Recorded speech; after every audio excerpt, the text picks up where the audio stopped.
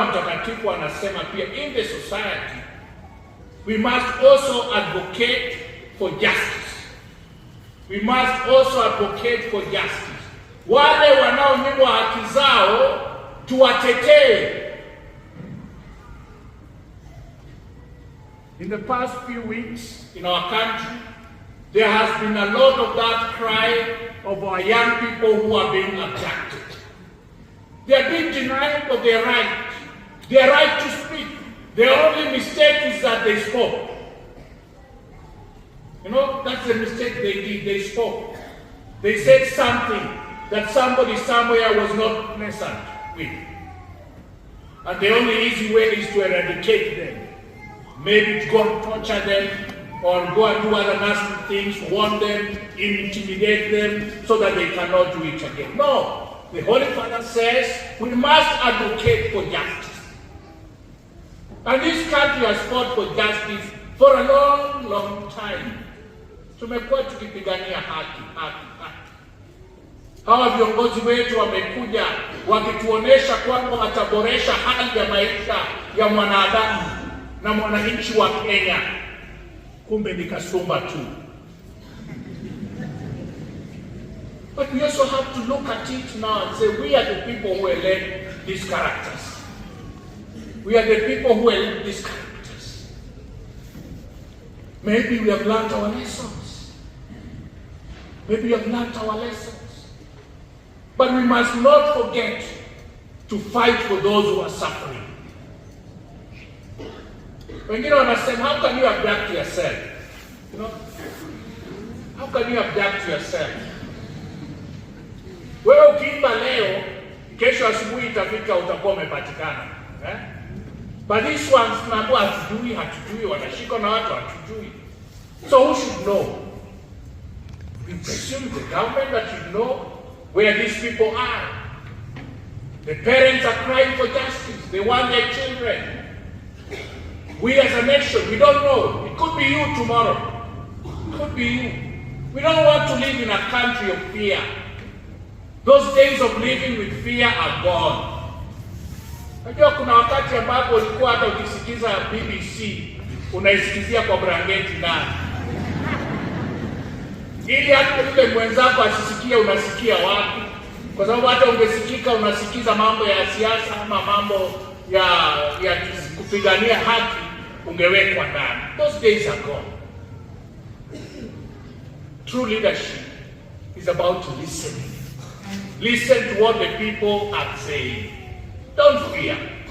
What we are seeing is a lot of fear. And that fear brings intimidation. We cannot. This generation of the younger people have been educated differently.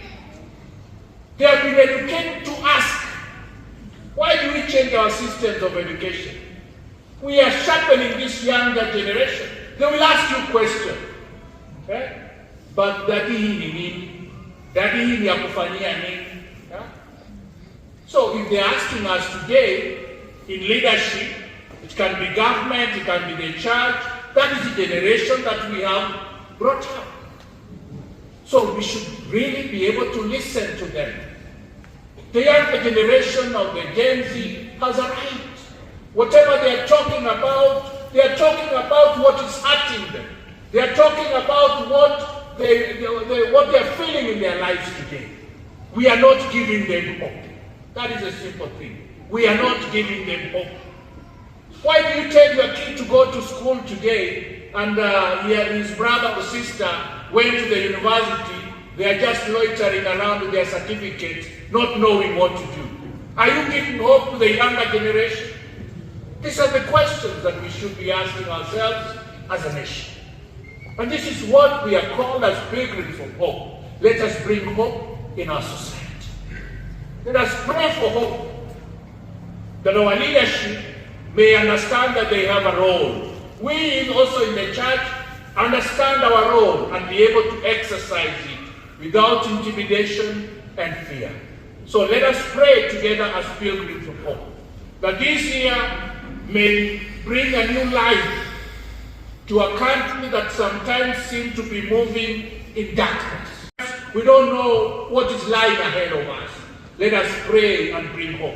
Let us pray for our leadership, those who are currently there, to be able to look afresh into their mandate, to be able to see where the society is hurting and where they are going wrong, to be able to change.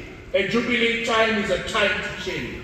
It's a time to look deep into yourself and ask yourself those basic questions. Where do you need to change?